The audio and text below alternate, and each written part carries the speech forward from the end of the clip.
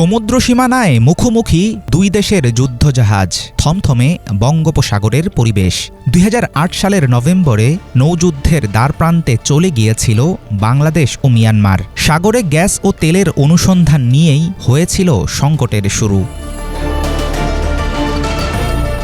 ২০০৮ সালের নভেম্বরের প্রথম দিন নিজেদের সীমানায় মিয়ানমারের জাহাজের উপস্থিতি টের পায় বাংলাদেশ নৌবাহিনী। তাদের চ্যালেঞ্জ করে পাল্টা অবস্থান নেয় বাংলাদেশের মোট ৪টি জাহাজ।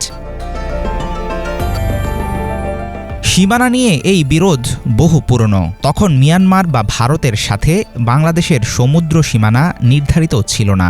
বঙ্গোপসাগরে প্রাকৃতিক সম্পদের ভাণ্ডার থাকতে পারে এমন সম্ভাবনার কথা জানিয়েছিলেন বিশেষজ্ঞরা। সাগরের যে জায়গায় গ্যাস অনুসন্ধানের পরিকল্পনা করছিল মিয়ানমার, পরিষ্কার ছিল না সেখানকার মালিকানার বিষয়। বিরোধপূর্ণ এলাকাটি নিজেদের বলে দাবি করে আসছিল বাংলাদেশ ও মিয়ানমার। দাইয়ু নামে একটি কোরিয়ান কোম্পানির সাথে চুক্তি করে মিয়ানমার। দেশটির পক্ষে সাগরে তেল গ্যাস অনুসন্ধানের দায়িত্ব নেয় তারা। ৪টি জাহাজ নিয়ে গ্যাসের খোঁজে সমুদ্রে ড্রিলিং চালাতে নামে দাইয়ু। পাহারায় ছিল মিয়ানমার নৌবাহিনীর ২টি যুদ্ধজাহাজ। সেন্ট মার্টিনস দ্বীপের প্রায় ৫০ নটিক্যাল মাইল দক্ষিণ পশ্চিমে ঘটনাটি ঘটে। বিষয়টিকে বাংলাদেশ অনুপ্রবেশ হিসাবে দেখছে, এভাবেই খবর প্রকাশ করে বিবিসি নিউজের ইংরেজি ভার্সন। যে ৪টি জাহাজ নিয়ে কাজে নেমেছিল মিয়ানমার, সেখানে ২টি জাহাজ ছিল বাহামার, একটি ভারতের ও আরেকটি বেলিজের। মোট ২০০ জন লোকবল নিয়ে প্রকল্পে অংশ নেয় অস্ট্রেলিয়া, সিঙ্গাপুর, ভারত ও দক্ষিণ কোরিয়া।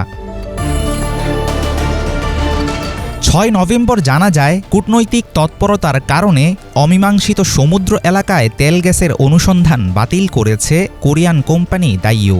অনুসন্ধানী শিপগুলোর পাশাপাশি প্রায় ৯ দিন মুখোমুখি অবস্থানে ছিল বাংলাদেশ ও মিয়ানমারের যুদ্ধজাহাজ। দুই প্রতিবেশী দেশের স্থলসীমান্তেও পড়েছিল উত্তেজনার ছায়া।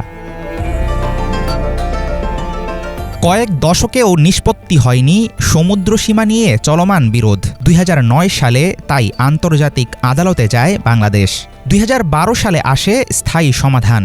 অর্জিত হয় প্রায় ৭০,০০০ বর্গ কিলোমিটার সমুদ্র এলাকা। তখন যুদ্ধ শুরু হলে আঞ্চলিক সংকটে পড়ত দক্ষিণ এশিয়ার দেশগুলো। হাফিজুল ইসলাম, বাংলা ভিশন।